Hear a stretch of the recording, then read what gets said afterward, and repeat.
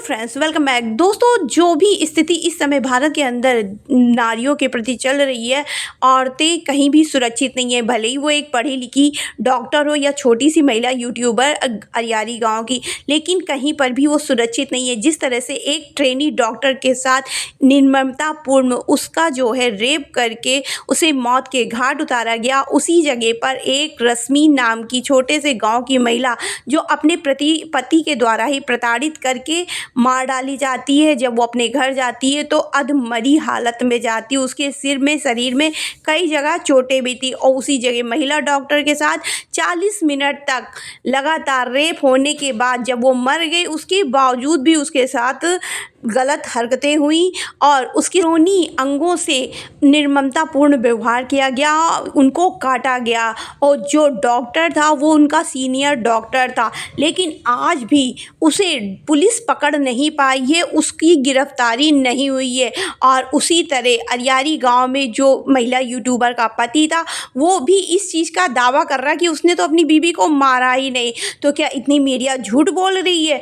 जिस स्थिति में लड़की की मिट्टी आई, उसका पोस्टमार्टम हुआ, उन सभी चीज़ों को अगर हम सामने देखते हैं तो ये एक बहुत ही ज़्यादा दुखद घटना है, जिसका कि हम शब्दों में कहीं पर भी विवरण नहीं दे सकते। और हमारी भारतीय न्याय व्यवस्था में, हमारे शासन प्रणाली में औरतों के विकास की बातें करी गई हैं, बेटी पढ़ाओ बेटी बचाओ का नारा दिया गया है। लेकिन आपको लगता है जब देश की स्थिति ऐसी हो जहाँ पे बेटियां बिल्कुल भी सुरक्षित नहीं है, अपने घर से निकलने के बाद उनके साथ क्या व्यवहार होगा? गली से निकलते हुए गांव मोहल्ले में ऐसे नुक्कड़ों पर बहुत सारी जगहों पर ऐसे लड़के खड़े रहते हैं जो कि गलत कमेंट पास करते हैं, लड़कियों के साथ बदतमीजी करते हैं। लेकिन ये सब प्रश्न चिन्ह हमारे देश की शासन व्यवस्था पर लगाया जा रहा है कि क्या ये सब उचित है? ऐसी स्थिति होनी चाहिए जहां मोदी की सरकार, बीजेपी की सरकार अपने कड़े नियमों को लेकर के, कड़े फैसलों के लेकर के चर्चा में बनी रहती है। तो इन सब चीज़ों के प्रति वो क्यों नहीं चर्चा ले रही है? और अगर मोदी सरकार चाह जाए तो ऐसी चीज़ों को वो ऑन द स्पॉट फैसला लेकर के निपटा सकती है, सुलझा सकती है। हमारे शासन व्यवस्था को चाहिए कि जिस तरह से वो हर मामले में एक अच्छे फैसले के साथ सामने जनता के एक उदाहरण प्रस्तुत करते हैं, इन विषयों पर भी उनको हर हाल में बड़े फैसले लेने चाहिए, जिससे हम लड़कियां सजग होकर के अपने घर से बाहर निकल सकें। क्योंकि अगर देखा जाए तो ये सिर्फ एक रश्मि व एक ट्रेनी डॉक्टर का मामला नहीं है, ये हम सभी लड़कियों का मामला है, हम सभी औरत जात का मामला है। आज हम इस काबिल हैं कि हम बोल पा रहे हैं, लेकिन ऐसी बहुत सारी लड़कियां, औरतें होंगी जो इस मुद्दे पर बोल नहीं पा रही होंगी, वो अपने विचार नहीं व्यक्त कर सकती हैं।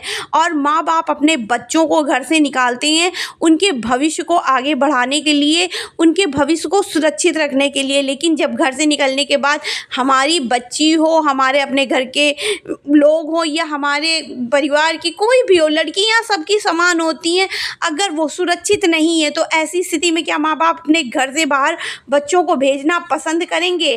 कभी नहीं।